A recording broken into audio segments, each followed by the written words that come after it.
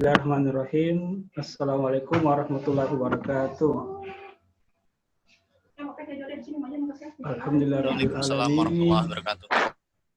Alhamdulillahirrahmanirrahim. Segala puji dan syukur kita panjatkan kepada Allah Subhanahu wa taala sehingga pada sore hari ini kita bisa berkumpul di media ini, media Zoom, dalam rangka kita belajar tentang Dupak dan edukasi. Baik kawan-kawan sekalian di seluruh Nusantara, ini sekarang ini partisipannya ada 64 orang. Jadi mungkin sambil jalan menunggu yang di sebelah, saya juga tadi ikut yang di sebelah belum selesai. Jadi mudah-mudahan bisa nanti sambil jalan, insyaallah. Baik, narasumber yang saya hormati ada Ibu Marwan Nompo dan ada Mas Faru Rosi dan teman-teman sekalian, teman-teman yang pendukung acara dan teman-teman yang bisa hadir pada hari ini. Baik, sebelum kita mulai, kita buka acara kita, sharing kita pada hari ini dengan mengucapkan basmalah. Bismillahirrahmanirrahim. Baik, hari ini kita sore ini adalah sesi kedua dengan tema perencanaan penyuluhan perikanan. Dan alhamdulillah pada kesempatan ini sesuai dengan harapan kita bersama, mungkin nanti kita akan memberikan sertifikat. Jadi, alhamdulillah kita bisa berikan sertifikat ke teman-teman, bisa digunakan sebagai angka kredit juga. Mudah-mudahan harapannya seperti itu. Baik, untuk mengefisienkan waktu, yang pertama mungkin sesi pertama, ada dua sesi. Sesi pertama kita kasih kesempatan kepada Bu Marwan Nompo untuk memberikan sedikit pengantar 5-8 menit lah materi yang akan disampaikan. Nanti sesi kedua akan disampaikan oleh Mas Faru Rosi. Marwan Nompo. Halo. Mungkin ada sedikit kendala ya, saya Marwan. Nanti kita beralih ke sesi kedua saja. Untuk selanjutnya sesi Mas Faru Rosi aja dulu ya. Silakan Mas Faru Rosi. Kita kemarin sudah membahas tentang pada sesi 1 ya.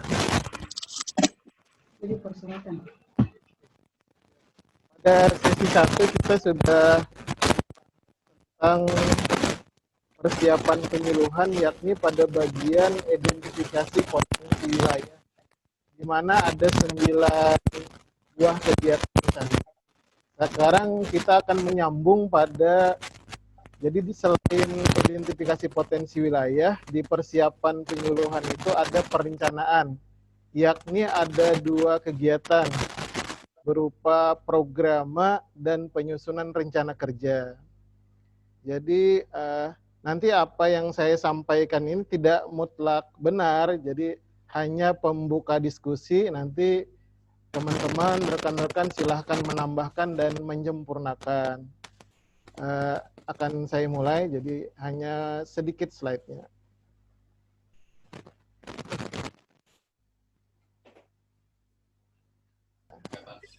Persiapan penyuluhan pada bagian perencanaan penyuluhan, yakni berupa programa dan rencana kerja.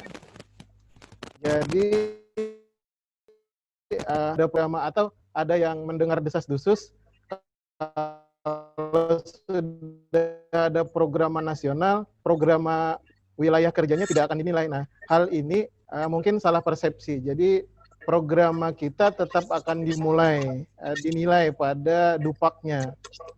Tetapi ada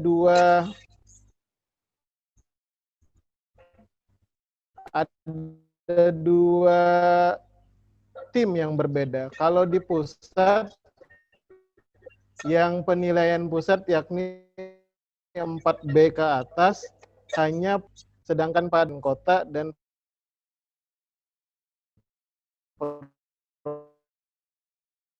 programa wilayah kerja. Kemudian yang kedua yang akan kita bahas adalah menyusun rencana kerja. Jadi fokus kita pada pertemuan kali ini hanya pada 2 hal ini. Mudah-mudahan pemaparan ini akan dapat selesai selama 15 menit. Kita mulai, bismillahirrahmanirrahim. Nah, bagi rekan-rekan yang sudah menyampaikan programa pada dupaknya, maka ada beberapa catatan yang sering biasanya terjadi kekurangan pada bukti fisik di dupaknya, sehingga belum bisa ternilai pada angka kreditnya. Apa saja itu? Ya, bukti fisik yang harus ada. Yang pertama, programanya harus asli atau programanya merupakan fotokopi yang dilegalisir. Jadi ini yang sering sekali ditemui. Jadi memang program yang aslinya cuma satu. Jadi yang dikirimkannya harus dilegalisir. Kemudian jika teman-teman bertanya siapa yang boleh melegalisir, yang boleh melegalisir berkas dupak, khususnya di sini programa adalah semua pejabat struktural yang boleh memakai stempel. Jadi kalau tidak ada kepala dinas, ya sekretaris dinas, KTU, Kabid, Kasih, jadi sampai eselon 4 boleh. Itu hal yang pertama yang sering ditemui pada programa. Yang kedua, kekurangannya adalah sering sekali kalau programa di wilayah kerja atau di kecamatan ditulis nama penyusunnya sendirian. Jadi misalkan saja programa penyuluhan perikanan wilayah Kecamatan Lianganggang, misalkan wilayah saya, terus saya PD. Nah ini salah, harusnya programa itu disusun oleh tim. Tim itu minimal 3 orang kalau di wilayah kecamatan. Kemudian 7 orang pada wilayah kabupaten kota. Kemudian yang ketiga yang sering sekali ada kesalahan pada bukti fisik dupak adalah tidak adanya surat tugas atau SK atau lembar pengesahan tim penyusun. Jadi tidak ada nama tim penyusun. Harusnya ada daftar nama tim penyusun pada salah satu di antara 3 berkas. Jadi boleh salah satu di antara 3. Kalau tidak ada SK boleh dibuatkan surat tugas tim penyusun programa, atau yang ketiga adalah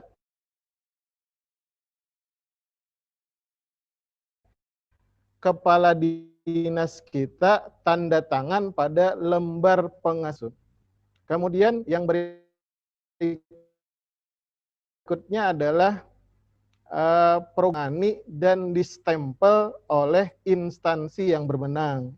Kalau tingkat kabupaten kota boleh kepala dinas, dan yang tadi kalau tingkat kecamatan boleh camatnya atau tetap kepala dinas. Jadi boleh.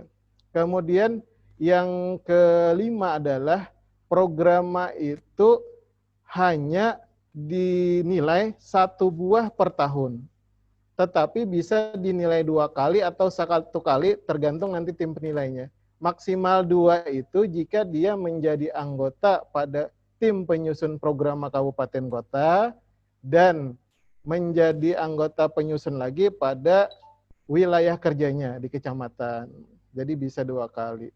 Dan penyusunan programa ini ada pembahasannya, jadi bisa beberapa kali jadinya. Jadi selain penyusunan konsep, programa ada pembahasan programa. Nah di dalam situ ada lagi sebagai penyaji, pembahas, dan lain-lain.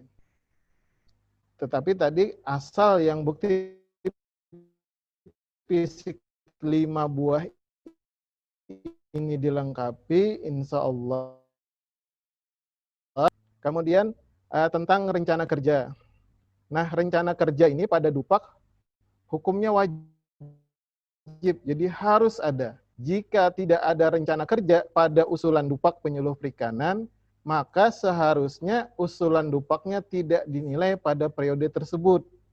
Jadi wajib ada rencana kerja tahunan.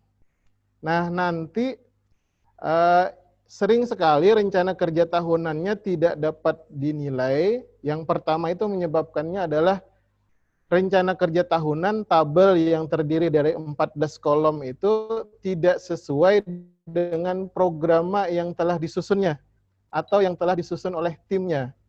Yang kedua, rencana kerjanya belum diketahui oleh pimpinannya. Tandanya ada tanda tangan dan stempel. Kemudian rencana kerja ini hanya diakui 1 buah per tahun. Jadi jika ada teman-teman yang mengajukan 13 buah, misalkan 1 buah rencana kerja tahunan, 12 buah rencana kerja bulanan, maka nanti tetap akan dinilai hanya 1 buah per tahun. Tetapi teman-teman, rekan-rekan wajib menyampaikan rencana kerja bulanan, karena semua kegiatan yang ada di Dupak harus disebutkan atau ada pada rencana kerja, baik tahunan maupun bulanan. Karena kegiatan-kegiatan eksidentil yang tidak direncanakan di tahunan, misalkan saja mengikuti webinar, kan tidak ada di rencana kerja tahunan, nanti bisa dimasukkan di rencana kerja bulanan. Nah, inilah prinsip-prinsip bukti fisik yang harus ada pada penyusunan program dan rencana kerja. Kita akan lihat beberapa contoh.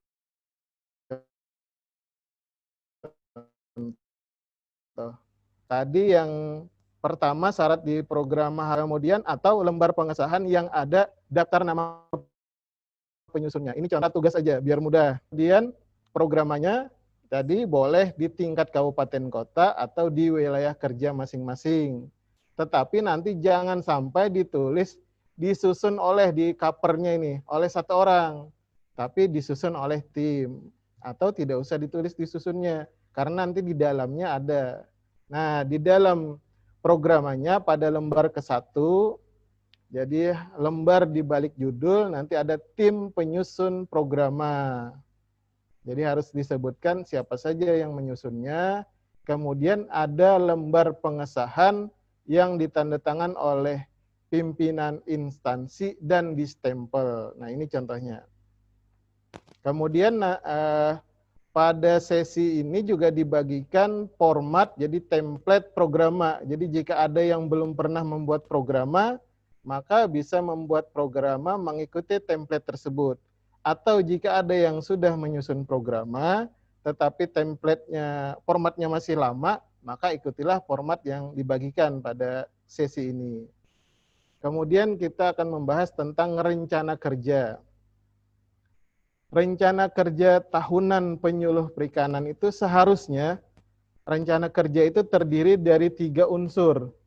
Jadi yang pertama adalah seluruh kegiatan kita sesuai dengan butir yang ada di Permenpan yang kira-kira bisa kita lakukan. Yang pertama. Jadi apa aja lah, misalkan, aduh saya kira-kira bisa anjang sana, pertemuan kelompok, bimbingan pemecahan masalah, menyusun materi, dan lain-lain. Nah, semuanya nanti harus dituliskan pada rencana kerja, dituliskan pada rencana kerja ini. Yang ketiga adalah semua target indikator kinerja utama, IKU. Semua IKU harus dimasukkan pada rencana kerja ini. Jadi rencana kerja terdiri dari semua butir kegiatan pada Permenpan 19 yang kira-kira dapat kita lakukan. Yang kedua, semua target SKP. Yang ketiga, semua target IKU masing-masing individu. Itu prinsip pertama. Prinsip keduanya, rencana kerja itu tidak wajib dilakukan. Jadi rencana kerja tidak sama dengan nanti laporan. Semua yang direncanakan bisa saja tidak dilaksanakan karena akan sesuai dengan keadaan maupun kemampuan waktu itu. Jadi boleh rencana kerjanya misalkan 40 kegiatan, tapi nanti yang dilaksanakan hanya 30 kegiatan, boleh saja. Itu prinsip yang kedua. Prinsip yang ketiga, jangan menuliskan isi program terlalu umum. Misalkan yang paling sering kita temui adalah di penulisan menyusun materi penyuluhan dalam bentuk misalkan leaflet dan folder. Nah, ini di sini. Ya, ini. Nah, rekan-rekan harus menuliskan perkiraan temanya. Jadi bukan judul. Jadi misalkan saja saya tulis di sini, di layar bisa dilihat. Misalkan penyusunan materi penyuluhan perikanan tercetak dalam bentuk leaflet. Kemudian tujuannya kita tulis menyusun materi penyuluhan budidaya kelembagaan. Jadi nanti kalau rekan-rekan, teman-teman, Bapak Ibu menulis leaflet tentang pembuatan bakso ikan sederhana dan nikmat misalkan, tetap masuk dia. Misalkan pembuatan jaring milenial misalkan saja, tetap masuk dan dapat dinilai. Yang teman-teman sering salah adalah, yang kurang tepat adalah di sini hanya ditulis menambah pengetahuan, keterampilan, dan sikap dari sasaran penyuluhan. Nah, itu terlalu umum. Jadi tetap harus disebutkan temanya. Nah, kalau bingung, ikutin saja contoh yang ada di presentasi. Oke, ini jadi tuliskan semua IKU harus ditanggung. Nah, ini yang kemarin pada 2 kegiatan webinar sebelumnya ditanyakan oleh beberapa teman penyuluh. Pada datang bertanya kan, IKU individu tidak mencerminkan kebutuhan dupaknya atau sulit mendapatkan dupak jika hanya mengerjakan IKU. Padahal enggak. Jadi sebetulnya IKU dan dupak itu sangat berhubungan. Kemudian kalau semua IKU tercapai, akan otomatis dupaknya tercapai. Untuk membuktikannya ini ada 4 slide tentang itu. Yang pertama, kalau ada perbedaan penomoran IKU itu hanya karena perbedaan satminkal. Tapi kira-kira sama, hampir sama semua satminkal. Yang pertama kalau di tempat kami itu ada namanya IKU peningkatan produksi. Nah, ini sebetulnya dapat diusulkan pada bimbingan pemecahan masalah. Kalau di madya, ini yang paling krusial adalah penyuluh perikanan madya, karena yang paling sedikit katanya IKU-nya dapat diterjemahkan pada dupak, sehingga jika jabatan lain, misalkan pertama, muda, penyelia, pelaksana lanjutan, maka akan lebih banyak lagi kegiatan yang bisa masuk. Jadi misalkan saja meningkatkan produksi dan pembinaan, kalau jabatan selain madya, maka bisa masuk anjang sana, pertemuan kelompok, sedangkan madya hanya bimbingan pemecahan masalah. Itu pun ternyata angka kreditnya sudah besar nih. Kemudian meningkatkan kelas kelompok dan menilai kelas kelompok, kalau pertama muda itu dinilai pada penilaian, kemudian dinilai pada peningkatan. Kalau di madya hanya dinilai pada penyusunan konsep instrumen. Nah, contoh konsep instrumen ini sudah dibagikan pada sesi 1. Jadi tinggal di-download, kemudian ganti nama kabupaten kota, maka sudah jadilah konsep instrumen. Jangan lupa ganti tahun. Kemudian selain IKU 1, 5, IKU 2, IKU 8, selanjutnya adalah IKU 3, IKU 4, dan IKU 9.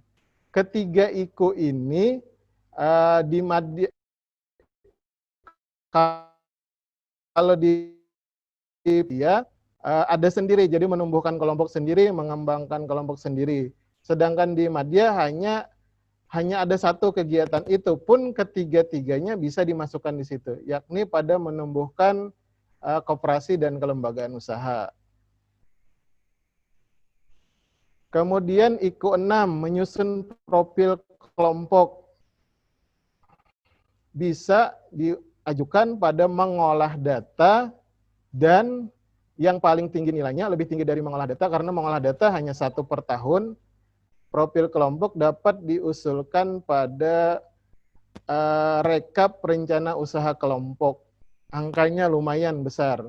Kemudian ini nanti akan dinilai per jenis usaha per tahun. Jadi misalkan saja kelompoknya ada 5 jenis usaha, yakni budidaya, pengolahan, pemasaran, kemudian penangkapan, kemudian garam dan konservasi, maka dia dapat dinilai 5 buah per tahun. Tetapi kalau kelompok binaannya hanya terdiri dari 3 jenis usaha, yakni budidaya, pengolahan, dan penangkapan, maka nanti hanya dapat dinilai 3 kali per tahun, 3 buah per tahun. Kemudian Pak Iko nomor 7 dan Iko nomor 10 pasar itu pada dupak kita, yakni menumbuhkan kemitraan usaha dengan swasta. Angka kreditnya juga lumayan.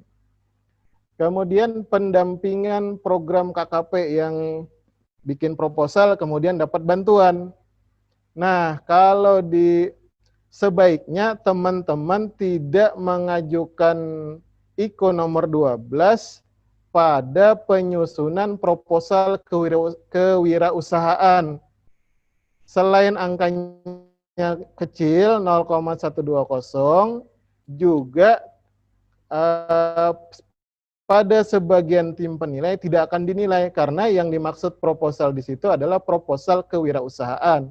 Maka sebaiknya proposalnya disandingkan dengan hasil setelah mendapat bantuan. Nanti ditulis dalam, kalau proposalnya ditulis dalam desain uji coba lapang. Kalau hasilnya nanti pada kajian atau menguji teknologi perikanan. Kalau madya angkanya besar, 0,9, hampir 1 angkanya, 0,9. Hanya tadi proposal ditambahkan hasil dan pembahasan. Setelah dapat bantuan, misalkan alat pengolah ikan, apa gitu. Nanti jadi apa yang berubah, apa hasilnya, apa berubah produksi, pendapatan, dan lain-lain.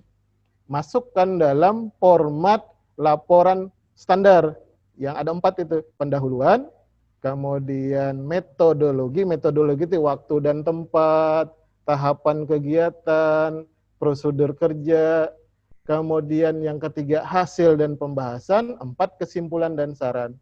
Jadi format laporan baku itu 4 itu terdiri dari 4.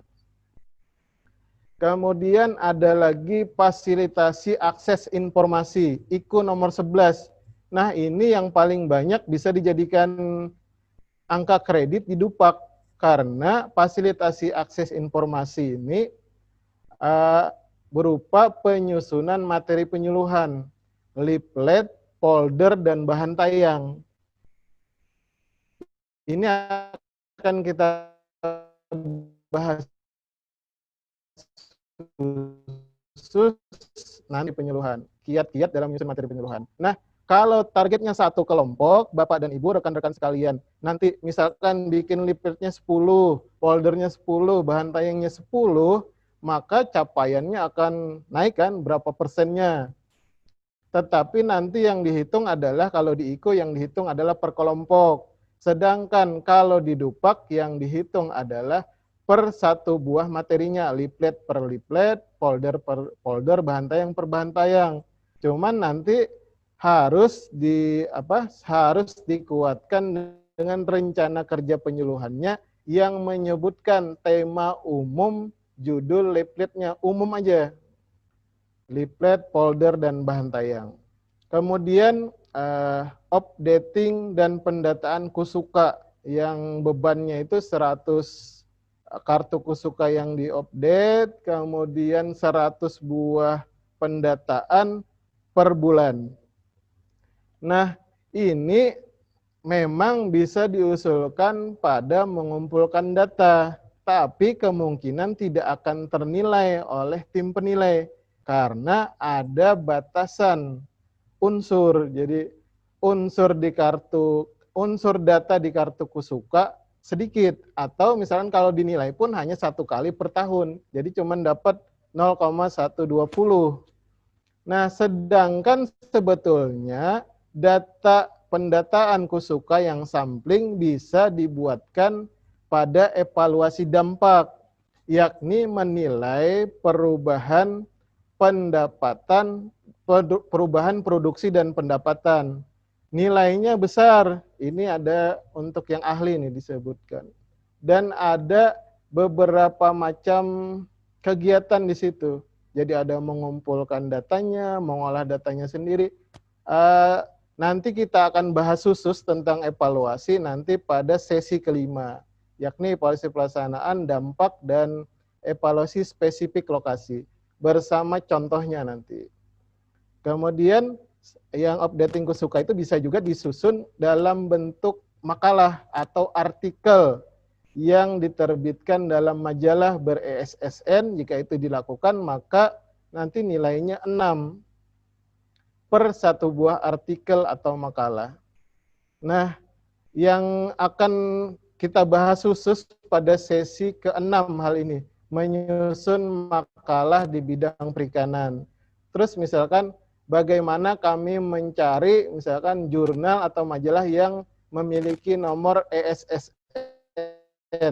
Kalau perlu nanti dinas kita ataupun di PD IPKANI kita daftarkan menjadi penerbit untuk jurnal atau majalah. Nanti akan dipaparkan, ternyata hanya butuh 3 langkah mudah memperoleh ESSN dan teknik mengedit sebuah jurnal. Kemudian yang terakhir adalah IKU nomor 14. IKU nomor 14, kalau di tempat kami di Satminkal Banyuwangi itu menyusun materi penyuluhan dalam bentuk video. Entah itu video materi penyuluhan atau video kegiatan penyuluhan. Nah, ini dapat diusulkan pada Dupak menyusun materi dalam bentuk film atau video. Angkanya lumayan 0,375.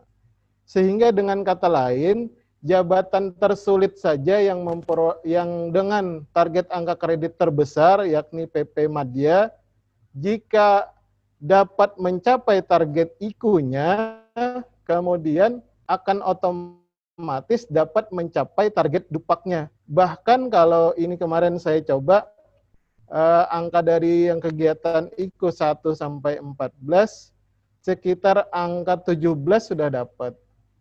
Padahal masih banyak kegiatan lain. Demikian paparan dari saya untuk memancing diskusi. Nanti selebihnya kita diskusikan. Mohon maaf jika ada yang salah. Wabillahi taufiq wal hidayah. Wassalamualaikum warahmatullahi wabarakatuh. Silakan Pak Andi. Assalamualaikum warahmatullahi wabarakatuh.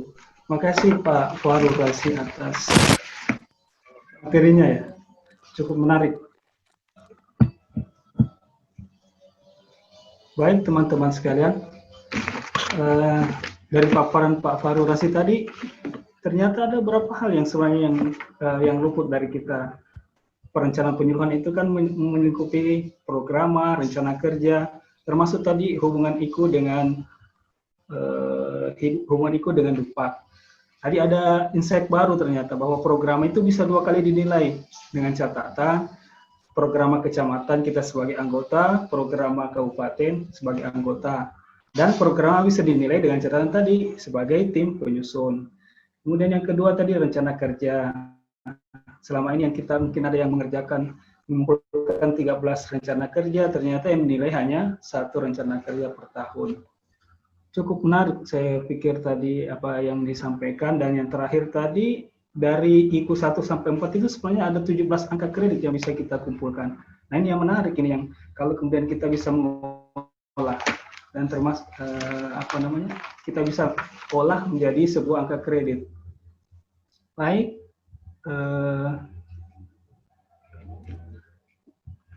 dari beberapa pengantar tadi, saya tadi ada kelupaan dari sesi yang pertama kemarin sebenarnya, tapi mungkin nanti akan ada kelanjutan sesi selanjutnya, termasuk sesi 2, bahwa ternyata selama ini ada hal-hal yang kita belum pahami. Setidaknya kemarin ada informasi yang saya dapat dari Pak Farul bahwa seperti misalnya bimbingan pemecahan masalah itu ternyata yang dinilai maksimal 75 laporan. Nah, mungkin informasi seperti ini yang sebenarnya belum pernah, yang mungkin pribadi saya belum dapat secara tertulis, mungkin juga belum ada ya mungkin. Tapi mungkin di waktu diklat atau secara kesepakatan tim nilai seperti itu mungkin ada ini. Nah, itu mungkin yang selama ini kendalanya, kenapa kok selama ini kita kumpulkan banyak angka kredit yang dinilai cuma 50%, cuma 60%. Nah, idealnya kan kita bisa memperoleh sampai 80 dan 90 bahkan 100%. Mungkin itu, kalau ada teman-teman yang ingin bertanya silakan menggunakan raise hand ya, teman-teman sekalian. Kalau ada yang mau bertanya silakan. Ada? Halo? Ya, siapa? Ferdinand dari Kabupaten Manggarai Barat. Oh ya, silakan Pak Ferdinand, silakan. Selamat sore Pak, selamat sore. Jadi saya ada bertanyanya begini Pak. Jadi kerja Dupang ini selama ini kita dengan teman-teman itu kan secara kolektif kan sama. Halo? Silakan, lanjut. Lanjut.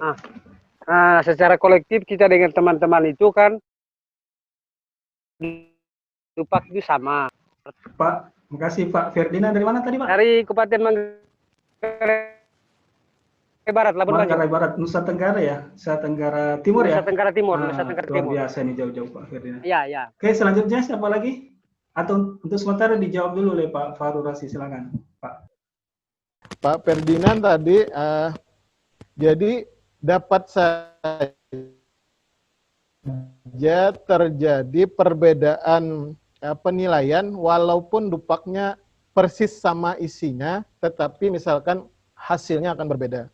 Jadi kita contohkan saja misalkan pada yang biasanya yang sama metodenya adalah misalkan anjang sana yang perseorangan dan pertemuan kelompok, kan belangkonya sudah misalkan sama-sama di print.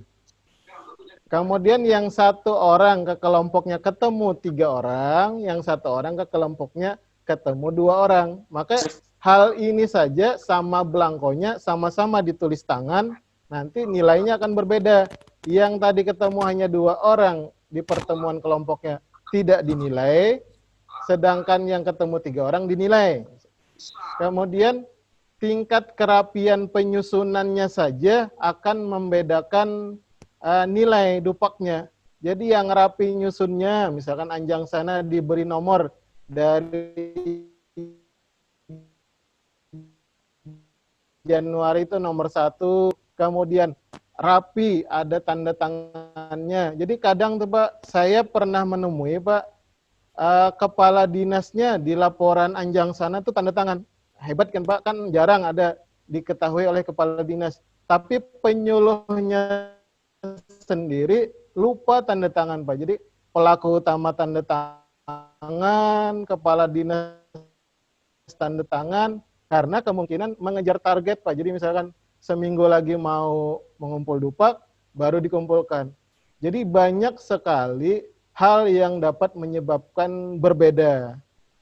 Kemudian walaupun satu kabupaten kota, alasan keempatnya nih Pak, nanti akan dinilai oleh tim penilai yang berbeda sesuai dengan jenjang jabatannya.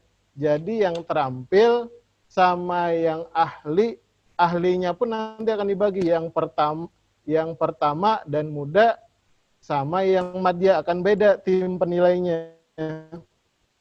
Jadi setidaknya sebetulnya ada 7 hal yang bisa membedakan nilai walaupun sama-sama kualitas dupaknya. Tetapi ya kita tidak bisa malah berkecil hati karena itu. Malah kalau di situ kita harus tetap berusaha dan berdoa aja Pak, banyakin doanya aja. Kemudian sajikan bukti fisik dupak yang kira-kira kalau dibaca itu mudah. Jadi sebetulnya misalkan yang paling banyak itu kan anjang sana sama pertemuan kelompok tuh angka maksimal itu ada di situ tuh, dan penyusunan materi penyuluhan. Teknik menyajikan saja yang misalkan disusunnya asal Juni, Mei, April itu bolak-balik, sama yang Januari khusus Januari, Februari khusus Februari, dan diurut itu akan beda nilainya. Padahal sama barangnya, hanya disusunnya lebih rapi aja, sudah berbeda. Demikian Pak dari saya. Mohon maaf kurang bisa menjelaskan rinci karena berbeda, ini banyak terjadi di tim penilai perbedaan di sini memang, dan itu nanti tim penilai akan ada saringannya berupa rapat dupaknya, dan pada pleno dan pertemuan kelompok, yakni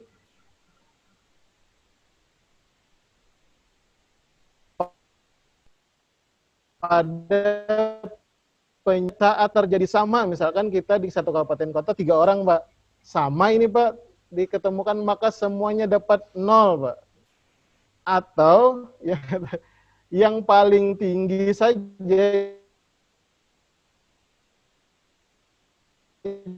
jabatannya dia yang akan dapat. Kalau ini biasanya akan menjatuhkan banyak. Jadi kalau saran saya, kita harus tega, jangan berbagi bukti fisik dupak pada tahun ini. Jadi yang kita kerjakan di tahun ini, ya mohon maaf sama teman yang lain, jangan dibagikan dulu Pak. Nanti saja tahun depan baru tukeran hibah barang bukti, boleh. Demikian Pak dari saya. Mohon maaf jika kurang kurang menjelaskannya. Ya. Terima kasih Pak Farrosi atas jawabannya ya. Mudah-mudahan Pak Ferdinand tadi dari Manggarai sudah ini. Ternyata saya juga mengambil kesimpulan ya, ternyata mengumpulkan dupak itu adalah bagaimana seni membuktikan bahwa apa yang kita kerjakan, apa yang kita tulis itu memang sesuai real di lapangan. Jadi bagaimana merapi. Jadi dari estetikanya saya sudah membedakan nilainya, yang rapi, yang bersih, yang rapi, cantik itu pasti berbeda nanti nilainya. Yang kalau di Anjang sana sama pertemuan kelompok, yang bersih sama yang dilipat-lipat itu lain juga. Malah tinggian nanti yang kotor dan dilipat-lipat nanti nilainya. Nah, itu salah satu triknya mungkin. Tidak mungkin kan kita mengumpulkan 1 tahun, tapi kemudian kertasnya masih bersih kayak baru beli kemarin. Baik, Pak Farul, ini ada 2 pertanyaan ini. Yang pertama dari Mbak Fitri Hartini. Pertanyaannya, izin bertanya Pak, saya kurang paham tadi di kolom volume di rencana kerja dan di kolom waktunya. Oke. Ya, jelas ya Pak Farul. Yang kedua, mohon izin Mas Farul, apakah IKU menjadi kredit point itu bisa dilakukan ahli pertama juga untuk muda dan madya aja? Oke. Ya, untuk sementara 2 dulu ya Pak Farul. Oke, siap. Kita share screen lagi ya. Oke, untuk menjawab tadi kita share. Kita lihat lagi di layar. Layarnya terlihat ya Pak Andi ya? Terlihat. Oke, siap. Oke, siap. Nah, tadi ditanyakan pada kolom volume. Volume di sini ditulis kira-kira berapa kali dapat dilakukan per tahun. Jadi, volume diisi dengan kali per tahun atau buah per tahun. Misal ini di nomor 15, perlu dilakukan pengkajian pengujian teknologi perikanan yang direkomendasikan. Ini lanjutan dari kegiatan pendampingan program KKP. Jadi jika ada dapat bantuan, maka masukkan di poin nomor 25. Jadi proposalnya ditambah pembahasan, maka akan dapat sebuah kajian pengujian. Contohnya ini hanya saya tuliskan 1 kali. Jadi 1 kali per tahun.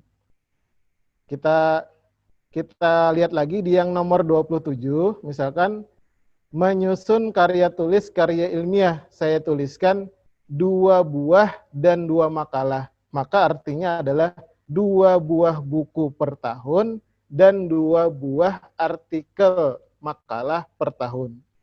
Jadi di volume itu adalah berapa kali atau berapa buah per tahun. Kemudian satuan waktu.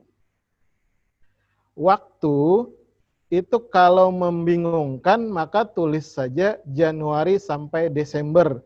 Kalau kira-kira belum memiliki target waktu khusus, misal. Tapi kalau sudah memiliki target waktu khusus, maka tuliskan bulannya.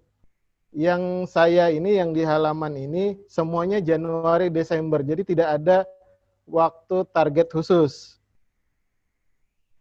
Kita cari yang hanya pada bulan tertentu. Nah, ada nih yang misalkan ini bantuan pemerintah, misalkan di satu kelompok, kemudian waktunya Oktober. Nah, ini karena bantuan pemerintahnya itu berupa rehab rumah produksi pengolah ikan.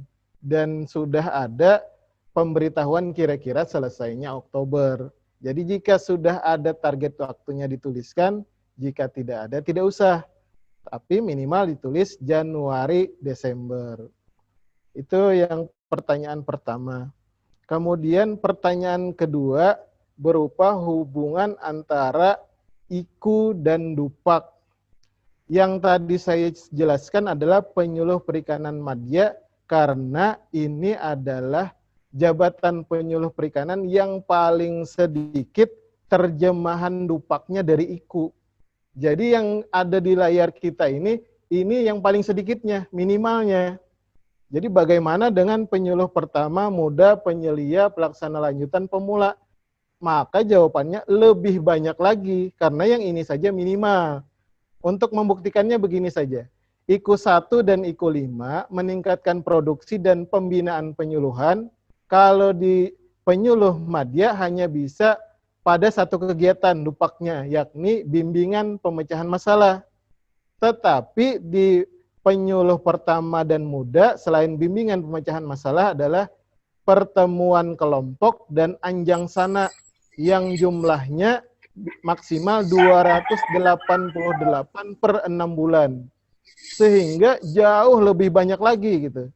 Sedangkan yang madya hanya boleh bimbingan pemecahan masalah hanya 38 per semester atau 75 per tahun. Penyuluh lainnya malah boleh 288 kali per 6 bulannya untuk anjang sana dan pertemuan kelompok. Kemudian contoh kedua, pada IKU nomor 2 dan IKU nomor 8. Kalau di penyuluh madya hanya bisa dijadikan DUPAK sebagai konsep instrumen. Sedangkan di penyuluh lainnya, penyuluh pertama, penyuluh muda, penyelia, pelaksana lanjutan, dan pelaksana dapat mengajukan DUPAKnya pada menilai kelas kelompok tersendiri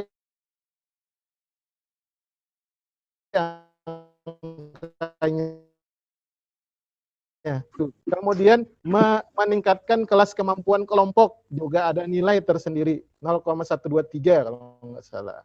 Jadi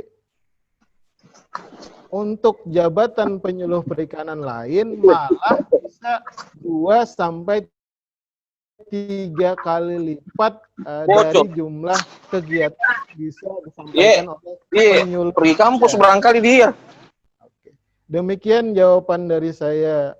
Semoga menambah semangat. Terima kasih Pak Fahru Rasyid atas jawabannya tadi ya. Mudah-mudahan yang bertanya juga sudah paham ya. Baik, ini ada pertanyaan lagi di kolom chat ini. Nah, cuman kalau saya lihat ini pertanyaannya nanti di pelaksanaan. Nanti mungkin seri selanjutnya ini tentang laporan kunjungan dan laporan kelompok. Oke.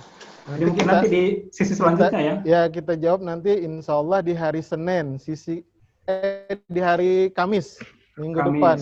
Karena di hari Senin nanti bahasannya adalah materi penyuluhan, sedangkan di hari Kamis nanti di seri keempat bahasannya tentang laporan pembinaan atau pertemuan penyuluhan. Demikian. Siap. Baik, masih ada yang bertanya? Nah, kalau ini mungkin saya yang sedikit menanggapi. Tadi tentang volume ya, masih terkait volume. Sebenarnya itu volume itu adakah sebenarnya yang menjadi patokan bahwa logisnya itu sekian banyak kayak tadi misalnya materi penyuluhan, leaflet misalnya, kita di rencana kerja membuat misalnya 24 atau setahun ya, setahun misalnya 5 sebulan itu mungkin 5 kali atau sekian, itu adakah batas maksimal atau logisnya? Ya. Nah, dan yang beberapa item tadi ya. Mungkin itu dulu Mas Pak Farul, silakan. Nanti sebetulnya akan dibahas nanti, tapi kita ini aja informasi awal. Jadi adakah batas maksimal pada penyusunan materi penyuluhan? Jadi batasan maksimalnya itu jadi sebetulnya ada 2, minimal ada 2, tapi maksimalnya ada 4. Yang 2 ini adalah, yang pertama adalah penggunaan materi penyuluhan pada pertemuan penyuluhan, yang biasa kita sebut anjang sana, kemudian pembinaan kelompok dan bimbingan pemecahan masalah. Jika laporan di 3 buah ini hanya 100 buah misalkan, maka secara nalar tidak boleh jumlah materi penyuluhannya melebihi 1/3 dari 100 misalkan saja. Masa bimbingan pelaksanaan penyuluhannya misalkan yang mudahnya hanya 20, kemudian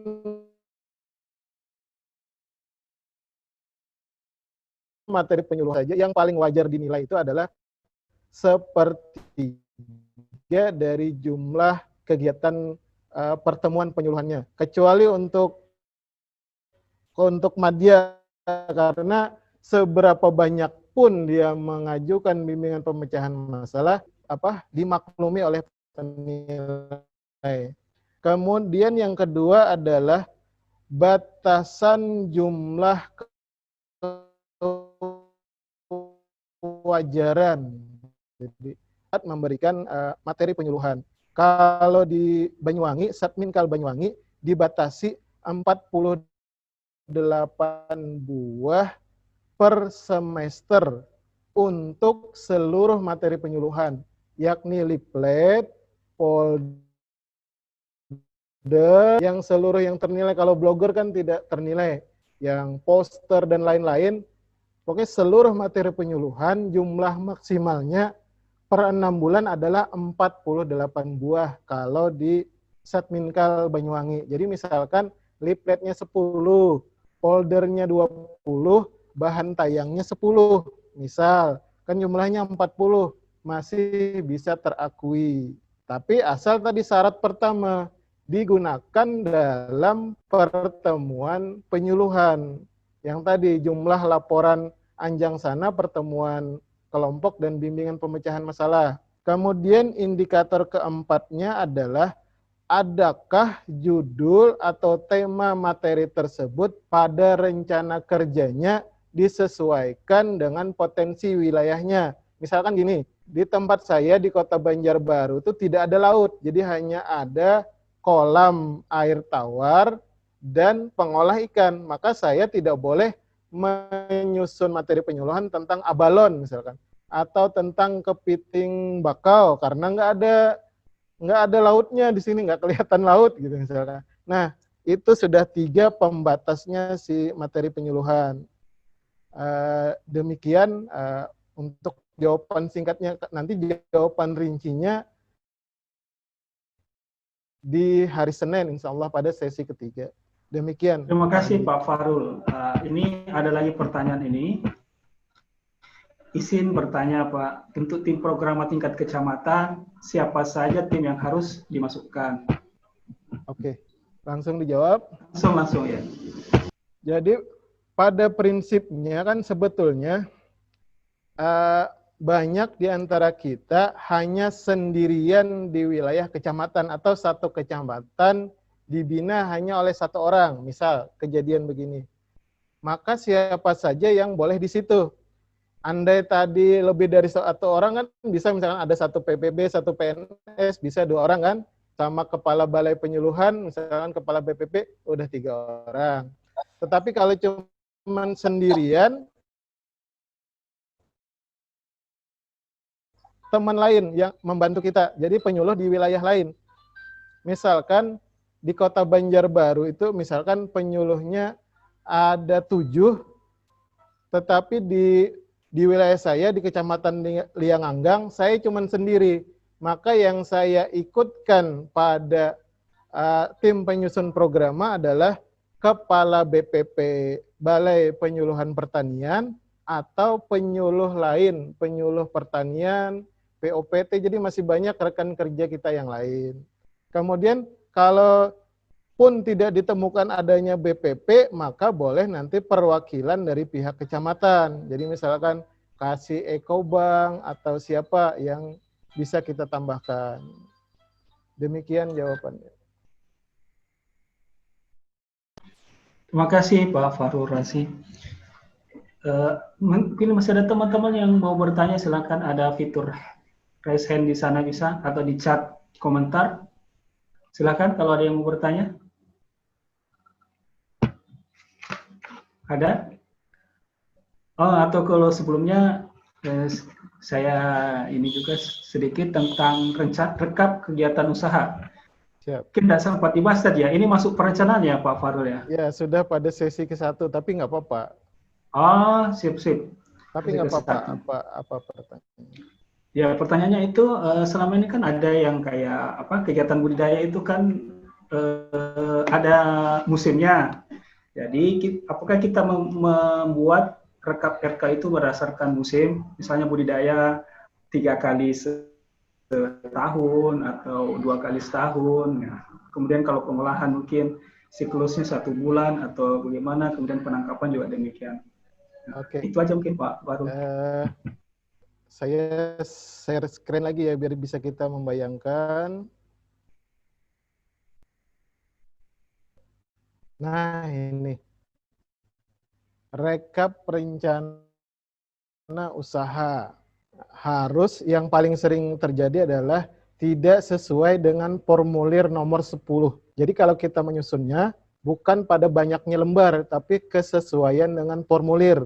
Karena di juknisnya disebutkan merekap rencana usaha sesuai formulir nomor 10.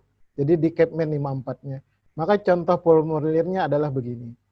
Kemudian pertanyaannya tadi adalah bagaimana jika siklus produksinya, karena di sini ditulis nih per siklus produksi.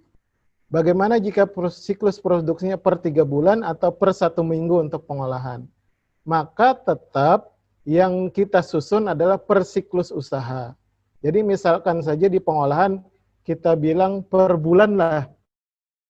Karena tutup bukunya misalkan 1 bulan. Jadi orang mengolah ikan itu misalkan tiap hari dia produksi, jualan, tapi dia tutup buku, mencatat semua produksi, penjualan, dan lain-lain, ditutup bukukan di 1 bulan. Maka contohnya dapat dilihat di yang sebelah kanannya, di layar kita. Jadi misalkan saja ini siklusnya adalah mingguan, yang ini kebetulan mencatatnya adalah mingguan untuk pengolahan ikan. Maka yang kita tuliskan di rekap rencana usahanya adalah dalam siklus mingguan. Tetapi nanti penilaian dupaknya hanya tadi 1 buah per tahun untuk setiap jenis usaha. Misalkan begini, rencana usaha bersamanya rekapannya kita buat untuk 3 kelompok klasar.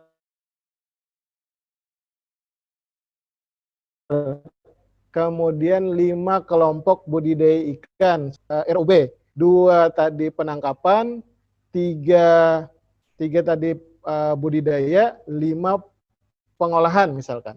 Maka yang dinilai bukan 10 ROB, tapi adalah per tahun untuk setiap jenis usaha. Jenis usahanya kan cuma ada 3, budidaya tadi, pengolah pemasar, kemudian tadi penangkapan. Jadi maksimal dinilai hanya 3 per tahun untuk kasus itu. Itu pun kalau benar tadi formulirnya. Kalau formulirnya salah, malah nggak jadi dapat nilai begitu. Demikian jawabannya, semoga mencerahkan. Terima kasih Pak Farul. Ini ada beberapa pertanyaan yang masuk di kolom chat ini. Yang pertama, Rencana kerja tahunan saya perhatikan lebih mengacu pada SKP, tidak mengacu pada kebutuhan pelaku utama perikanan.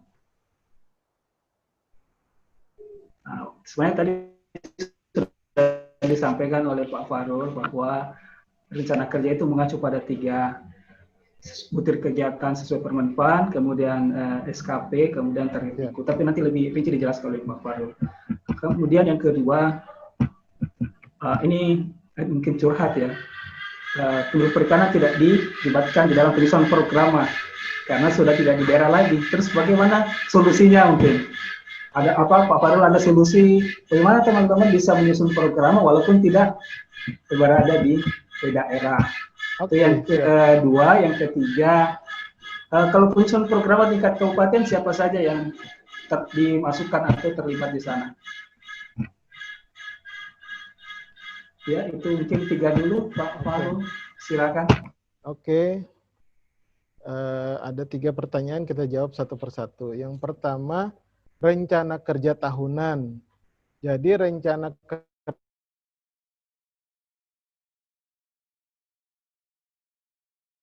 kerja tahunan IKU. Jadi rencana kerja tahunan itu wajib disusun berdasarkan pada tiga hal. Minimal tuh terdiri dari 3. Yang pertama, semua butir kegiatan yang ada di Permenpan dan kira-kira bisa kita lakukan dalam 1 tahun. Itu yang pertama.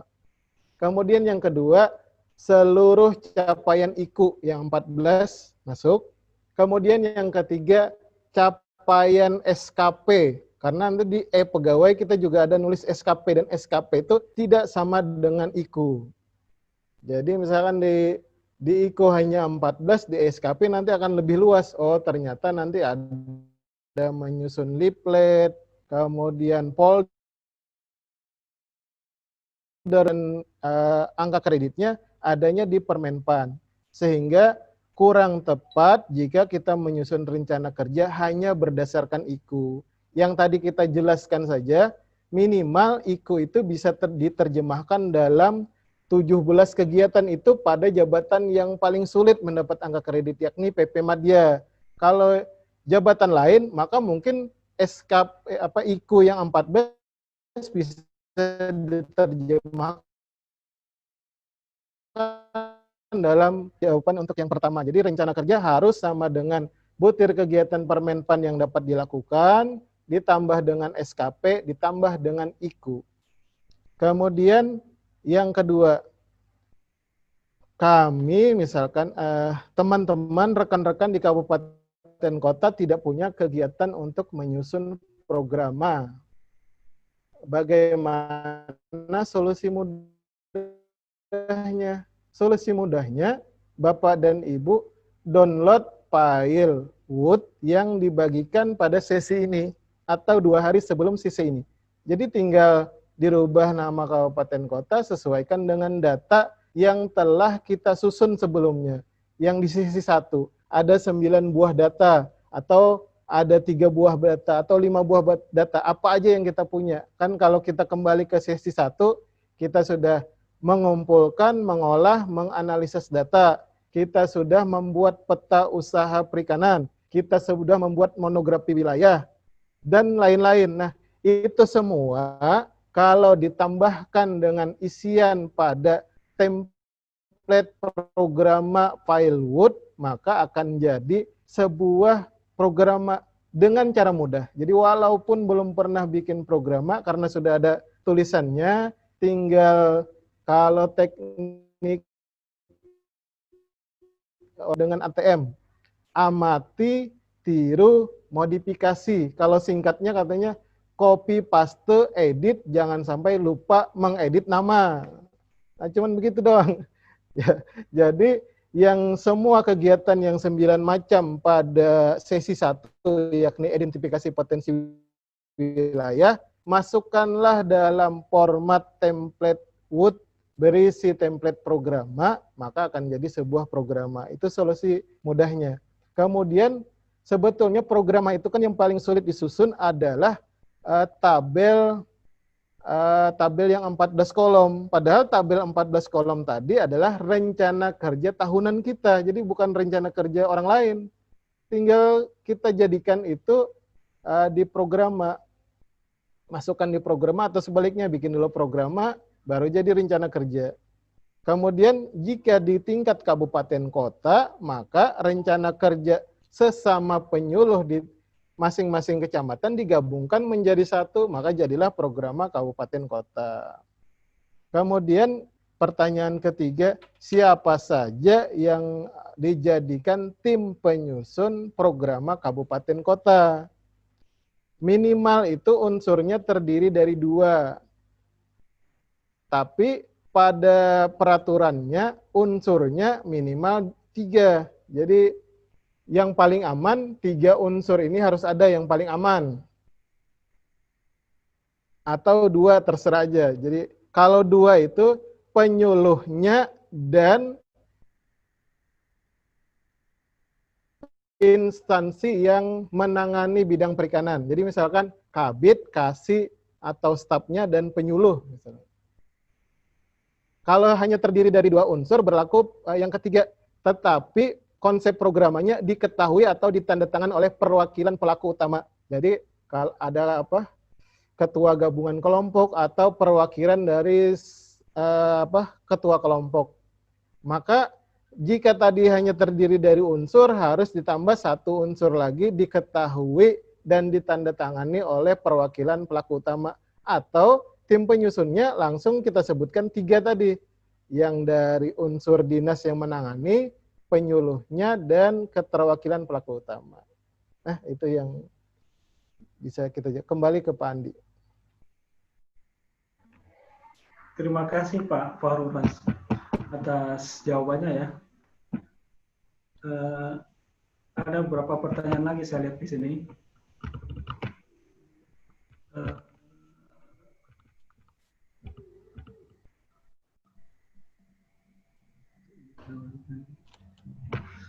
Ada beberapa pertanyaan yang masuk tadi, saya lihat.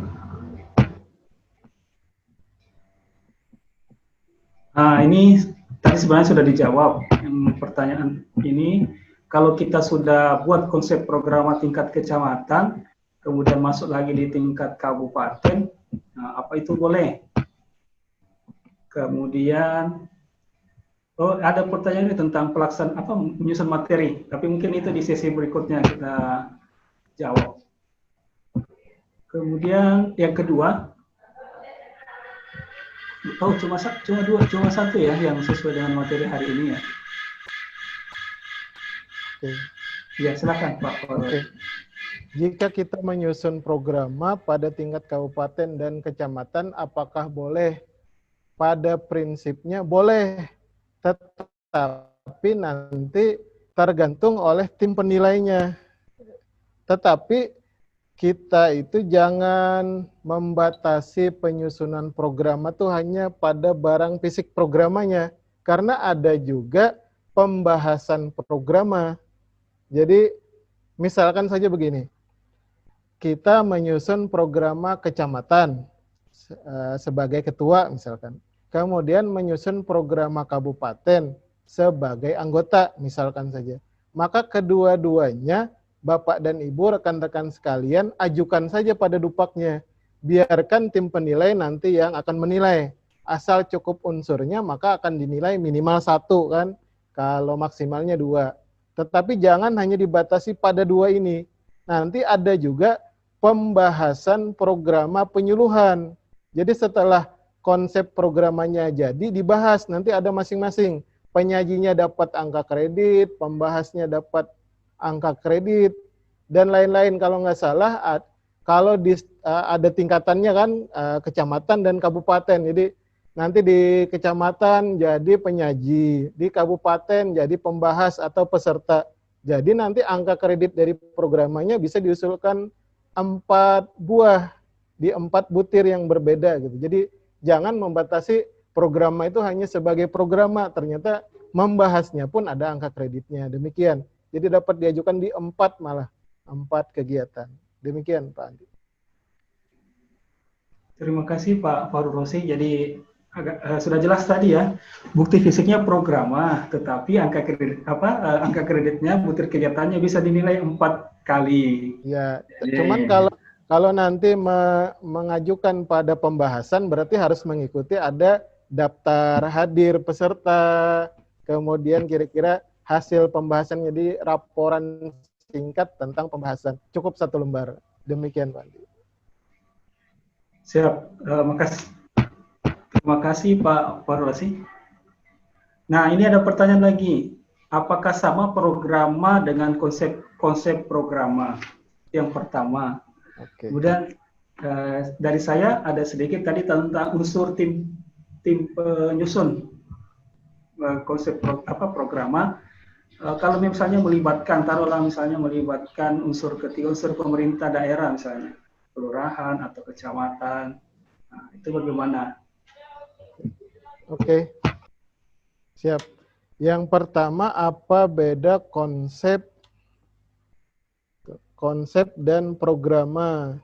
Sebetulnya di Permenpannya hanya yang dinilai adalah konsepnya, tetapi pada realisasi penilaian di tim penilai yang dinilai adalah, kita share ini lagi ya, share screen. Salah.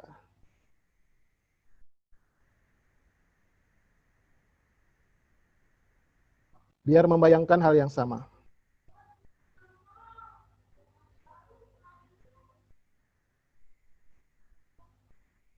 Nah, perbedaan antara konsep programa dan programanya. Programanya itu sudah dicetak, kemudian ada pengesahan, dan ada surat tugas SK, itu disebut dengan programa. Jadi programanya kalau sudah dicetak, dijilid, itu disebut dengan programa. Jika belum dicetak dan dijilid, belum dibahas, disebut konsep. Jadi perbedaannya sebetulnya ada pada layar yang ini nih. Ada tim penyusun programnya, semuanya tanda tangan. Kemudian yang tadi mengetahui perwakilan pelaku utama, kemudian instansi kita tanda tangan. Kemudian perwakilan tim penyusun tanda tangan. Nah, berbedanya di sini. Konsep itu belum ada lembar pengesahan, kemudian belum ada tanda tangan dari tim penyusun. Nah, yang di Permenpan kita, di Juknis kita bilangnya bukti fisik itu konsep programa, tapi di tim penilai kita yang menilai Dupak itu pengennya yang diajukan adalah programanya, yang ada SK-nya atau surat tugas, ada tim perumusnya, dan ada lembar pengesahannya. Maka sebaiknya yang diajukan dalam Dupak adalah programanya, walaupun di peraturannya ditulis konsep programa. Itu pertanyaan pertama. Kemudian pertanyaan kedua, jika dari kelurahan mau dimasukkan, boleh. Kan cuman yang beratnya gini aja, kalau kita minta tanda tangan orang kelurahan, dia akan nanya, ada amplopnya enggak gitu. Kan cuman dia nanya amplop doang kan, bukan isinya kan ya. Kan cuman itu pertanyaan terberat kan. Tapi kalau orang kelurahannya teman, rekan kerja yang sering ketemu, ya nggak apa-apa. Cuman kan nanti saat kita mempergunakan orang kelurahan, maka yang dipertanyakan adalah kecukupan unsur. Sedangkan programa kita adalah tingkat orang kelurahan atau beberapa desa. Masa misalkan kalau di kecamatan kita 10 desa, 10 orang pegawai di desa yang harus tanda tangan kan sulit. Akan lebih mudah jika hanya satu kasih ekobank di kecamatan misalkan. Jadi indikasinya tuh ada 3. Jadi kemudahan, kemudian biaya, sama kepatutan. Jadi karena kita cuman programanya kecamatan, maka lebih patut kayaknya, lebih hemat jika yang tanda tangan hanya perwakilan dari kecamatan begitu. Tapi boleh kalau mau di desa tadi, asal kita sudah punya jawaban tadi, ada amplopnya nggak? Ada jawaban tuh ya. Amplopnya ada tapi isinya nggak ada gitu kan. Demikian. Semoga mencerahkan. Terima kasih Mas Fahru, ini menarik tadi di masalah amplop ini. Amplopnya 2, isinya enggak ada. Betul Pak, betul. Pak Fahrudin ya, Lombok Timur. Ya, betul. Mau bertanya, Pak? Ya, Boleh, kalau mau bertanya silakan. tadi sudah mewakili, Pak. Sudah, siap. Ini ada sedikit, tapi saya juga bingung sebenarnya jawab apa pertanyaannya itu apa. Nah, ini Pak Farud, berarti kalau kita minta bantuan BP Pertanian, isi programnya campuran gimana Pak? Ada kegiatan pertanian dan perikanan di situ. Oke. Jawabannya boleh, Pak. Jawabannya boleh. Yang penting ada di situ khusus membahas bidang perikanan. Jadi misalkan rencana kerjanya 10 lembar tuh. Adalah nyempil 1 lembar yang perikanan, nah itu sudah masuk, Pak. Sudah? Sip. Ini ada lagi pertanyaan nih dari Ernawati Sengaji. Oh, hampir sama tadi sebenarnya. Pak, apakah program itu harus ditandatangani Kepala Badan Ketahanan? Ya Pak, sedangkan kami tidak dilibatkan lagi di kegiatan di daerah maksudnya. Mungkin dia di Dinas Perikanan, sebenarnya ini Badan Ketahanan Pangan. Ya. Oh, yang tanda tangan boleh Kepala Dinas Perikanan. Atau kalau tingkat kecamatan, camat tadi. Atau minimal kasih ekonomi dan pembangunan di kecamatan. Demikian, Pak. Sip. Bisa ada yang mau bertanya? Silakan teman-teman. Silakan. Ada lagi yang mau bertanya? Silakan jadi sampai saat ini ada 105 partisipan. Nah, jadi silakan teman-teman yang mau bertanya, mumpung ada kesempatan ini tentang perencanaan penyuluhan. Jadi mungkin selama ini teman. Sedikit Pak dari saya. Siapa itu? Oh Pak, ya silakan Pak. Selamat sore menjelang malam Pak Fahru Rozi. Siap, sore Pak. Jadi saya Pak Fahrudin, penyuluh perikanan Lombok Timur. Saya ingin tanyakan idealnya penyusunan program itu SOP-nya apakah dari bulan berakapan sehingga kita menyusun. Ada juga yang menyusun dan membahas program itu pada bulan Juli, bahkan ada yang mau habis tahun. Gimana yang idealnya ditinjau dari segi waktu, Pak? Terima kasih. Oke, Pak. Saya langsung jawab ya, Pak Andi ya. Silakan Pak. Jadi sebetulnya harusnya tahun -1 seharusnya konsepnya, Pak. Kalau kita nanti ikut latihan dasar atau apa, harusnya misalkan program tahun 2020 harusnya disusun pada 2019. Kan itu yang paling benar. Tetapi tim penilai kita kan tidak hanya terdiri dari unsur penyuluh perikanan, Pak. Jadi misalkan saja di Satminkal saya, tim penilainya itu ada 17 orang, Pak. Penyuluh perikanannya hanya ada 6 orang. Jadi 11 orang lainnya tidak tahu tuh harusnya programnya disusun setahun sebelumnya. Mereka maunya kalau dupaknya tahun 2020, programnya harusnya tahun 2020 begitu Pak. Ya. Jadi kita sesuaikan aja lah Pak dengan keadaan saat ini. Jadi prinsip kita lepaskan. Jadi nggak usah kita harusnya kan jujur nih, Oktober 2019 kita susun, kemudian untuk programnya 2020. Tetapi kalau kita tulis begitu, programnya nggak dinilai oleh tim penilai. Karena harusnya programnya disusun tahun 2020, dilaksanakan 2020. Bagi mereka begitu. Kalau menurut saya biar aman, ikuti aja itu Pak. Jadi diedit aja yang tadi Oktobernya jadi Januari 2020. Walaupun hati nurani kita kan bertentangan. Oh kan harusnya ini masalah tahun lalu kita rumuskan, kita jawab di tahun ini. Nah, itu sudah benar sebetulnya.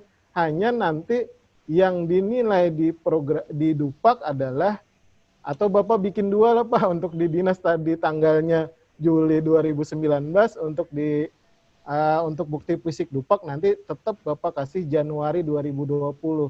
Karena hal ini nanti terjadi pada syarat Dupak itu kan ada 3 Pak. syaratnya yang pertama belum pernah diajukan pada periode sebelumnya. Nah, ini akan kena di situ, Pak. Jadi kita sudah misalkan dapat perolehan atau PAK yang Juli Desember, tanggal programa kita dibikinnya Oktober 2019, maka kelewat di situ, Pak. Jadi tidak akan dinilai. Maka ngalah aja, Pak, kita edit saja menjadi Januari 2020. Begitu, Pak. Tahunnya aja ya. Ya, Pak, tahun. Jadi dibikin awal tahun untuk dilaksanakan sepanjang tahun, begitu, Pak. Ya, ya. Walaupun secara prinsip keilmuan kurang tepat gitu, Pak, tapi yang berbicara kan bukti fisik nih, Pak. Bukti fisik harus sesuai keadaan real saat ini. Nah, Yang penting dapat nilai, Pak. ya, betul. Yang penting dapat nilai, Pak. Ya, begitu, Pak. Terima kasih, Pak. Terima kasih Pak Fahrudin. Ini ada pertanyaan lagi Pak Fahrul. Seandainya jika ada penyuluh perikanan memegang lebih dari satu kecamatan, Ya. program kecamatan yang dinilai itu satu saja atau dua-duanya? Ya, silakan. Pada prinsipnya hanya satu buah. Jadi pada prinsipnya, Pak, cuman kadang banyak di penilaian itu yang menyebabkan tidak sesuai prinsip. Misalkan begini, Pak. Dia misalkan menyusun rencana kerja itu tahunan dan bulanan, jadi jumlahnya 13, rapi banget. Kemudian mengumpulkan data 100 buah. Maka hati nurani tim penilai akan bergejolak gitu. Kenapa orang yang sudah menghabiskan satu rim kertas hanya dinilai oleh satu buah mengolah data dan satu program? Maka dia akan naikkan nanti karena akan naikkan nilai di programanya, nanti akan dinilai 2. Tapi itu pokoknya ada 4 hal yang menyebabkan angka itu bervariasi, kadang dinilai kadang enggak. Tetapi prinsip di pengusul, usulkan saja yang bisa Bapak dan Ibu buat, kemudian buat sebaik dan serapi mungkin. Biarkan penilaian itu oleh tim penilai. Walaupun sudah tahu nih program yang akan dinilai cuma 1 buah di wilayah kecamatan, tapi tetap ajukan saja sebanyak wilayah binaan. Karena mungkin nanti ada sesuatu hal. Jadi tim penilai itu sebetulnya bukan mencari kesalahan, tapi mencari pembenaran. Jika dia nilai besar, kalau ditanya orang, kalau digugat pihak lain, dia bisa menjawab dengan bukti fisik begini gitu. Jadi bukan mencari kesalahan kalau tim penilai, mencari aman sama-sama gitu, Pak. Jadi kalau bapak-bapak dan ibu-ibu bisa memberikan bukti fisik terbaik, misalkan wilayah kerjanya 3, ya ajukan aja 3-3-nya. Biarkan masalah penilaian itu oleh tim penilai. Yakinlah tim penilai juga menggunakan hati nurani saat menilainya. Demikian, Pak. Siap, terima kasih Pak Farul Rasi. Ini ada lagi pertanyaan nih. Kalau kita mengajukan programa, apa sebaiknya programanya di print semua isi programanya, atau hanya judul dan tabel programanya saja? Silakan Pak Farul. Jawabannya sebaiknya semuanya, apalagi sekarang kan modelnya file PDF ya Pak. Jadi sebaiknya semua di print dulu, ditanda tangan, kemudian di scan, ada tulisan scan it by cam scanner. Misalkan gini nih, saya share screen ya.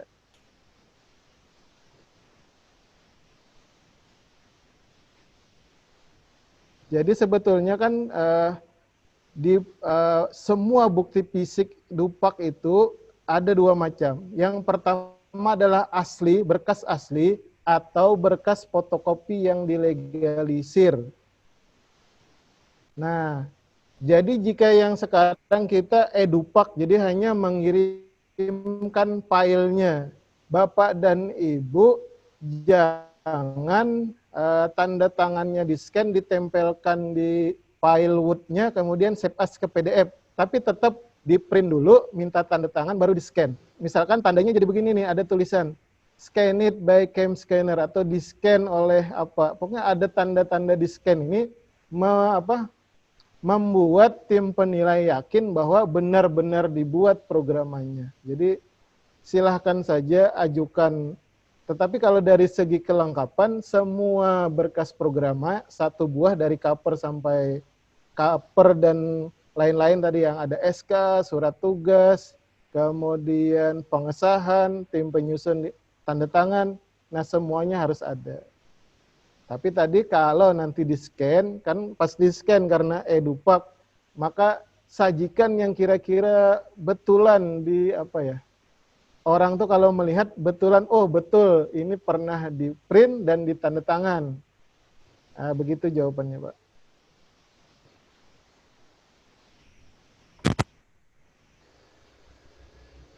Terima kasih Pak Farul Rasini.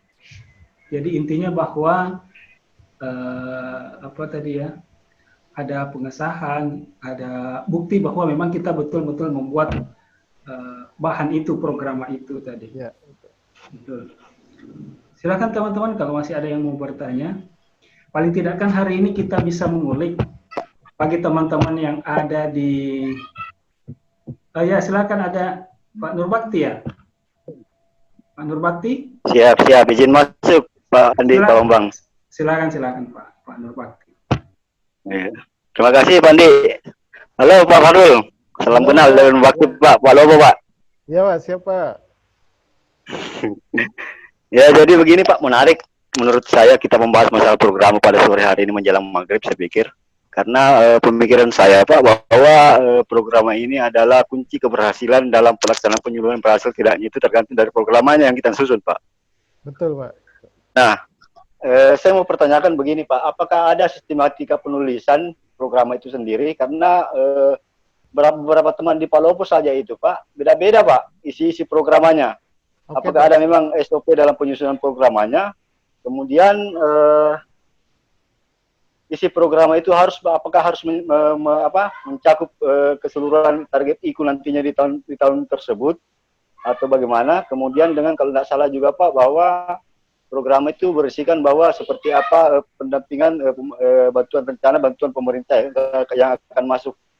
Nah ini yang menjadi kendala juga kita di daerah Pak, karena terkadang bahwa penyuluh itu tidak dilibatkan dalam penyusunan anggaran seperti apa sebenarnya program-program kerja yang terkait dengan kelautan dan perikanan yang harus kita masukkan dalam program. Dan ini keterkaitannya juga dengan program nasional.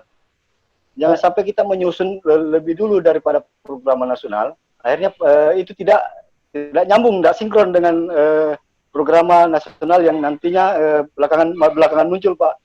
Apakah harus dilakukan perubahan program yang sudah kita susun sebelumnya untuk menyesuaikan atau seperti apa Pak? Mohon pencerahannya. Terima kasih Pak. Oke Pak. Silakan Pak. Oke. Adakah SOP dalam penyusunan program? Ada Pak. Kepmen nomor 13 Pak.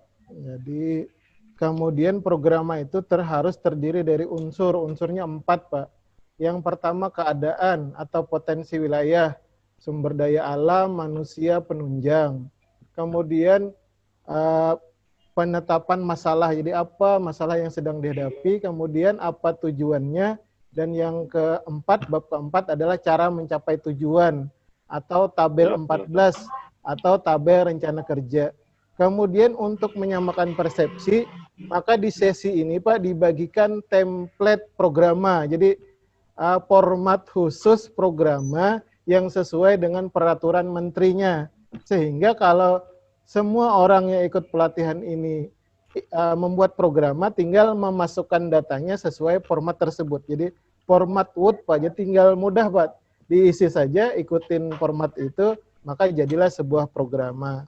Kemudian apa saja yang harus dicantumkan pada tabel 4, yakni tabel cara mencapai tujuan atau tabel rencana kerja tahunan. Jadi Bapak tidak usah konsen pada bantuan atau kegiatan di dinas yang mau ada Pak, mau ada atau tidak. Yang penting Bapak konsen pada 3 hal aja dulu Pak. Jadi kalau yang tadi bantuan dinas ada atau tidak ada, kalau ada datanya Bapak masukkan, kalau tidak ada jangan dimasukkan. Jadi hanya pada 3 hal dulu yang pokok pertama. Yakni yang pertama adalah semua butir kegiatan sesuai Permenpan yang mungkin Bapak atau Ibu lakukan pada 1 tahun. Jadi apa aja kegiatannya, misalkan anjang sana, pertemuan kelompok, dan lain-lain. Itu yang pertama masuk. Yang kedua adalah semua kegiatan pada indikator kinerja utama, semua IKU, yang 14 masuk, Pak. Kemudian yang ketiga adalah semua capaian SKP, Pak. Jadi misalkan saja di IKU ada, misalkan fasilitasi informasi atau teknologi. Tetapi kan kita terjemahkan pada Dupak, nanti pada SKP adalah penyusunan materi penyuluhan berupa leaflet, folder, bahan tayang, poster, dan lain-lain. Nah, itu harus masuk di rencana kerja. Jadi tadi konsepnya harus ada 3 hal tadi. Kalau yang data kegiatan dinas atau data kegiatan di pusat, kalau ada datanya masukkan, kalau tidak ada tidak usah dimasukkan. Kemudian jika terjadi misalkan saja kita sudah nyusun programa di Januari, Pak. Kemudian kegiatan dinas ini berubah di misalkan saja di Februari ada kegiatan baru di dinas dan dikasih tahu ke kita, atau program penyuluhan nasional terbitnya di bulan Februari. Nah, kita jangan lupa Pak bahwa kita mengumpulkan Dupak, bukti fisiknya programa di bulan Juli atau Juni, Pak. Juni atau Juli kan, Pak? Atau 4 bulan kemudian, nah Bapak edit saja. Jadi kita tidak usah saklek secara keilmuan, saya tulis ini maka harus jadi itu. Enggak usah Pak, kita fleksibel aja. Ada orang ngasih kegiatan, tambahkan. Nah sama di rencana kerja tahunan juga gitu Pak. Rencana kerja tahunan betul kita buat di Januari Pak. Misalkan sudah kita buat di Januari terdiri dari 5 lembar misalkan. Tapi tahu-tahu setelah ada COVID ini Pak, ada bantuan benih untuk pembudidaya terkena dampak, ada bantuan rehab bangunan untuk pengolah ikan yang tadi tidak kita rencanakan. Maka kita masukkan saja di rencana kerja kita Pak, tadinya 5 lembar, Bapak tambahinlah jadi 6 kan atau 7. Nah itu fleksibel di kita Pak, nggak ada yang tahu selain kita dan Tuhan kan Pak. Jadi tim penilai itu tahunya setelah sampai di meja penilaian. Nah itu terjadinya di bulan Juli Pak. Nah dari Februari ke Juli ada 5 bulan. Maka kita jangan terlalu memegang teguh prinsip, kita fleksibel aja Pak. Jadi penyuluhan itu kan sebetulnya menyelesaikan masalah di sasaran penyuluhan. Masalahnya berubah ya kerjaan kita berubah. Orang misalkan tadinya nggak ada masalah hama penyakit, kita rencananya bikin leaflet hama penyakit. Orang masalahnya sekarang menjual ikan, ya kita bikin leafletnya menjual ikan. Nah di rencana kerja kita rubah tuh yang tadi contoh leafletnya, nanti leaflet tentang pemasaran ikan dan lain-lain, Pak. Demikian Pak jawabannya, semoga mencerahkan. Kembali. Siap Pak Fahrur. Mungkin ini waktu sudah 16.40, tinggal 5 menit lagi. Mungkin kalau ada pertanyaan terakhir dari teman-teman di waktu Indonesia Tengah dan Timur ini, termasuk Pak Fahrur ya, sudah hampir maghrib ya. Yeah. Jadi 5 menit lagi lah, atau ya 5 menit lagi. Kalau masih ada satu pertanyaan. Assalamualaikum. Waalaikumsalam warahmatullahi. Siapa Pak? Warahmatullahi wabarakatuh. Waalaikumsalam warahmatullahi wabarakatuh. Saya ingin tanya seperti apa mengenai laporan yang di-PDF-kan. Apakah misalnya bisakah itu hanya lembaran terakhir yang kita print dulu, kemudian tanda tangan, kemudian kita gabung dengan yang kan biasanya kalau kita yang di PDF itu misalnya ada Word kemudian kita PDF-kan. Nanti lembaran terakhirnya kita sisipkan masuk di PDF supaya kami tidak terlalu banyak scanner. Jadi hanya lembaran terakhirnya yang tanda tangan saja kita sisipkan nanti yang di PDF-kan itu supaya tidak terlalu banyak di scanner. Jadi tetap asli tanda tangan. Itu ya, Pak. Baik, itu pertanyaannya Pak Iskandar. Ya Pak. Ya. Oh ya, silakan langsung Pak. Sementara. Jawabannya boleh Pak, dan itu cara terbaik tuh Pak. Jadi tadi syarat Dupak itu Pak hanya ada 2 berkas. Jadi yang pertama asli atau kopi yang dilegalisir. Kalau tadi Bapak bisa misalkan programanya misalkan 30 lembar. yang Iya, iya, iya. ditandatangan oleh kepala dinas hanya tiga tempat misalkan. Pada Ya. lembar pengesahan misalkan Ya. daftar hadir misalkan sama Ya. tim penyusun Ya, misalkan. ya, ya. Jadi yang Bapak print cuma tiga-tiganya, kemudian nanti di-scan ditambahkan pada file, digabung Ya, ya.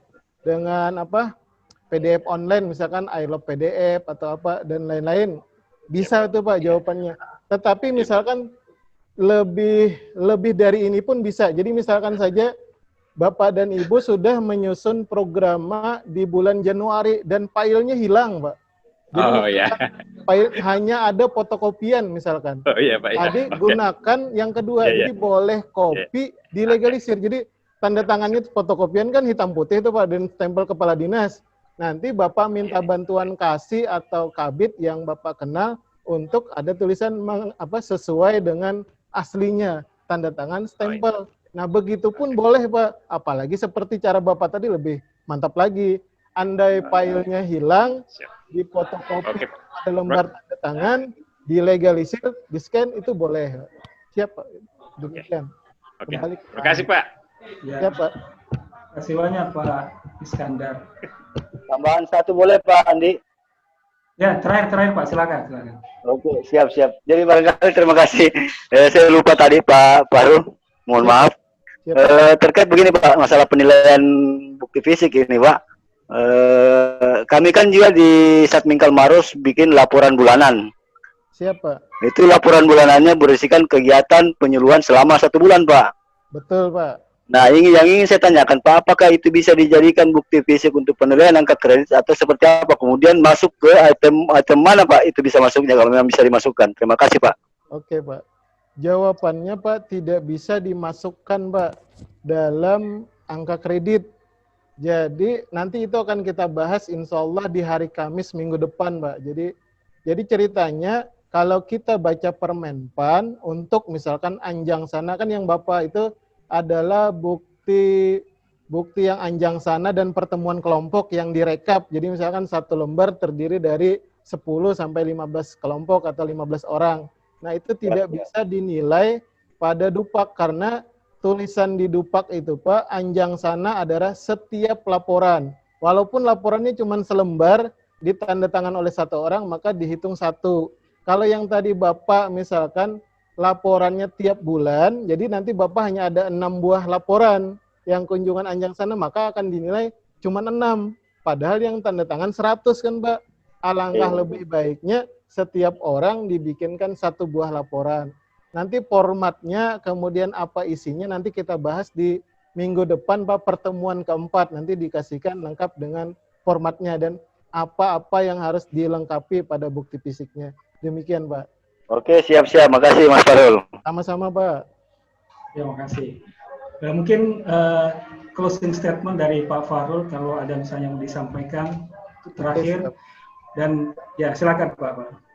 Ya, terima kasih kepada Bapak Ibu yang mengikuti kegiatan ini. Sekali lagi saya tekankan bahwa saya ini hanya membuka diskusi kemudian membagikan yang saya tahu. Kemudian kami di Satminkal Banyuwangi pun kadang itu setiap hari penilaian itu berbeda pendapat terhadap sesuatu. Sampai rapat pleno kadang ada ya bersetegang dan lain-lain karena perbedaan kompetensi, kemampuan, kemudian kadang beda pengalaman kerja yang sudah dilakukan. Jadi yang saya sampaikan ini tidak 100% benar, hanya membuka wawasan teman-teman yang kebetulan mungkin bertanya, jika bukti fisik saya begini, kenapa nilainya hanya kecil gitu. Maka saya membukakan kira-kira jawabannya, kelemahan kita pada bukti fisiknya begini, kemudian saran masukan penyempurnaannya begini, tapi Bapak dan Ibu jangan menganggap apa yang saya sampaikan itu benar gitu. 90% aja mungkin belum lah Pak. Jadi ya level 70% benar lah Pak. Jadi jangan dipercaya sepenuhnya, hanya saya pengen memberikan motivasi bahwa ternyata menyusun Dupak itu tidak sesulit yang kita bayangkan Pak.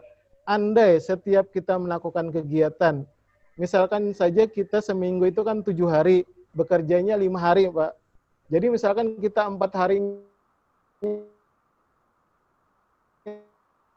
bekerja, membuat laporannya, Pak, maka target Dupak yang misalkan 12,5 untuk pertama, 25 untuk muda, 37 per tahun untuk madya itu sangat mudah dilewati, Pak.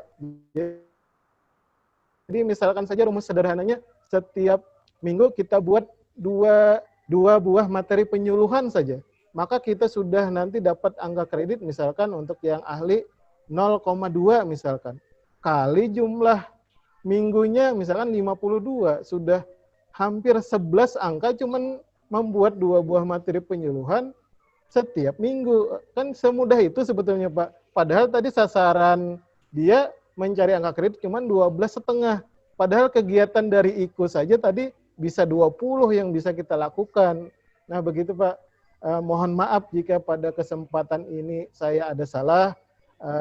Mohon maaf, wabillahi taufiq wal hidayah. Wassalamualaikum warahmatullahi wabarakatuh. Waalaikumsalam Warahmatullahi wabarakatuh. Assalamualaikum warahmatullahi wabarakatuh. Terima kasih Pak Bahru. Terima kasih banyak. Terima kasih Bang Bahru Rosi informasinya. Mari kita tutup. Assalamualaikum warahmatullahi wabarakatuh. Pakai absen ya? Waalaikumsalam warahmatullahi Waalaikumsalam warahmatullahi wabarakatuh. Terima kasih. Terima kasih. Banyak. Nanti materinya akan di-share di grup ya.